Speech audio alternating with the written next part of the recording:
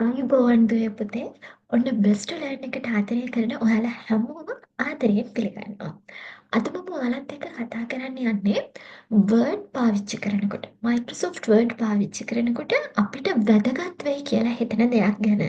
ඒ තමයි අපි රිපෝට් එකක් හදනකොට ඔෆිස් එකේ වෙන්න පුළුවන්. නැත්නම් අපි ඉගෙන ගන්න කාලේ වෙන්න පුළුවන්. අපි රිපෝට් එකක් හදනකොට එහෙම නැත්නම් පේපර් එකක් හදනකොට මොනවට හරි ආන්සර් ෂීට් එකක් හදනකොට අපිට ඒක ප්‍රොටෙක්ට් කරන්න ඕනි. ඒ කියන්නේ මගේ ටොප් එකට කවුරු හරි ලොග් වුණොත් මේ ડોකියුමන්ට් එක කාටවත් බලන්න බැරි වෙන්න ඕනි. ඒ වගේම දැන් අපිට මේ වගේ දේවල් මොඩරේෂන් වලට යවන්න වෙනවනේ හිතනවා වැදගත් රිපෝට් එකක් ඔෆිස් එකේ හදනවා බොස්ට රිවිව් කරන්න යවනවා. එතකොට ඊමේල් වලින් යවනකොට ඔයාට ප්‍රොටෙක්ට් කරගන්න ඒ ડોකියුමන්ට් එක ප්‍රොටෙක්ට් කරන්න පුළුවන්. පාස්වර්ඩ් එකක් දාලා ඊමේල් වලින් හරි මොනවා හරි ඔයා ෂෙයා කරනකොට ඒ ડોකියුමන්ට් එක පාස්වර්ඩ් එක දන්න කෙනාට විතරයි ડોකියුමන්ට් එක ඕපන් කරන්න පුළුවන් විදිහට අපිට ડોකියුමන්ට් එක පාස්වර්ඩ් එකක් දාලා ප්‍රොටෙක්ට් කරන්න පුළුවන්.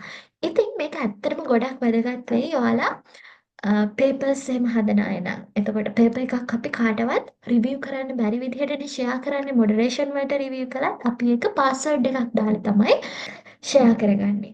ඉතින් ඒ ડોකියුමන්ට් එක ඒ විදිහට ෂෙයා කරන්න නම් පාස්වර්ඩ් එකක් දාන්නේ කොහොමද කියලා තමයි මම ඔයාලත් එක්ක අද කතා කරන්නේ. අද කතා කරන්නේ Word ડોකියුමන්ට් එකක් කොහොමද පාස්වර්ඩ් එකක් දාලා ප්‍රොටෙක්ට් කරන්නේ කියලා. ඔයාලට කරන්න තියෙන පුංචිම පුංචි දෙයක්. ඔයාට පාස්වර්ඩ් දාලා ප්‍රොටෙක්ට් කරන්න ඕනේ Word ડોකියුමන්ට් එක මේ විදිහට ඕපන් කරගන්න. මේ තියෙන්නේ මම හදපු මොඩල් පේපර් එකක්. මම මේකට පාස්වර්ඩ් දාලා පෙන්නන්නම්. පාස්වර්ඩ් එක දාන්නේ ෆයිල් කියන තැනට යන්න. ෆයිල් ගියා. ඊට පස්සේ මෙතන ඉන්ෆෝ කියලා තියෙනවා. ඉන්ෆෝ වලට යන්න. ඉන්ෆෝ ක්ලික් කරන්න. ඊට පස්සේ මෙතන තියෙනවා protect document. අපිට document එක protect කරන්න ඕනේ. අපි ක්ලික් කරනවා protect document.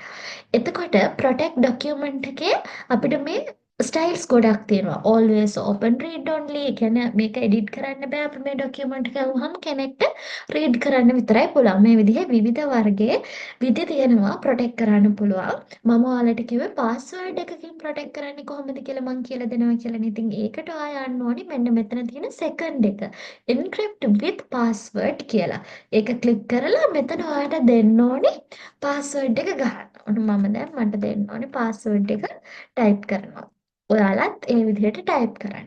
මොකක් හරි password එකක් type කරන්න. මෙතනම කියනවා මේ password එක අපිට අමතක වුණොත් මේක ආයෙ recover කරගන්න බෑ. ඒ නිසා මතක හිටින හොඳ password එකක් දාන්න.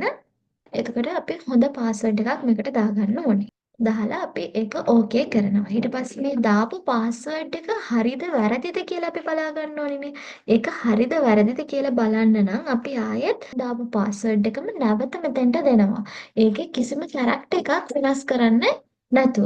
එතකොට බලන්න මේක අපි ඕකේ දුන්නට පස්සේ ඒක ගත්තොත් අපේ password එක හරි. password එක වැරදියට ගහුවොත් ඕකේ දුන්නාම අපිට කියනවා password එක match වෙන්නේ නෑ කියලා. ඒ නිසා හරියටම පළවෙනි පාර ගහපු password එකම මතක තියාගෙන දෙවෙනි පාරත් re-enter password කියන තැන password එක දෙන්න ඕනේ. ඊට පස්සේ දැන් re-enter password එක දීලා අපි okay කරනවා.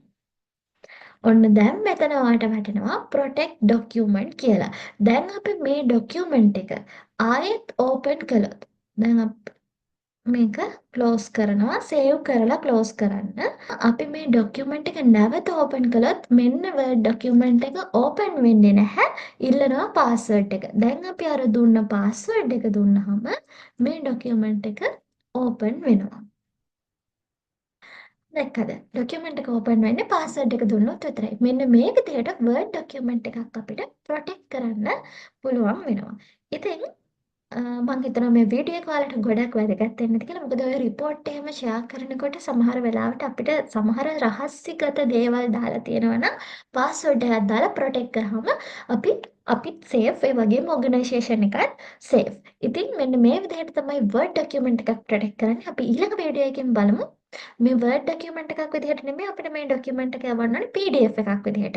හැබැයි මේ Word document එක දැන් මම මේකට password එකක් දාලා තිබ්බට මේක මම PDF කළොත් save as ගිහිල්ලා මම මෙතනින් PDF කළොත් ඔන්න බලන්න මෙතනින් PDF කළොත් මේ document එක password එකක් නැතුව තමයි save වෙන්නේ. මෙන්න මේ විදිහට පාස්වර්ඩ් එකක් නැතුව ඕපන් වෙලා තියෙනවා. ඉතින් එතකොට අපි PDF කරලා නම් ડોකියුමන්ට් එක යවන්න ඕනේ පාස්වර්ඩ් නැතුව තමයි ඕපන් වෙන්නේ. එහෙම බෑ. පාස්වර්ඩ් එකත් එක්ක ඕපන් වෙන්න ඕනේ. ඒක ඊළඟ ස්ටෙප් එකේදී ඊළඟ වීඩියෝ එකේදී අපි කතා කරමු PDF එකක් කරලා කොහොමද පාස්වර්ඩ් එක ෂෙයා කරගන්නේ කියලා. හරි. එහෙනම් ආයෙත් අලුත් වීඩියෝ එකත් එක්ක හමු වෙමින් බලාපොරොත්තු වෙන්න. අදට ගිහින් එන්න.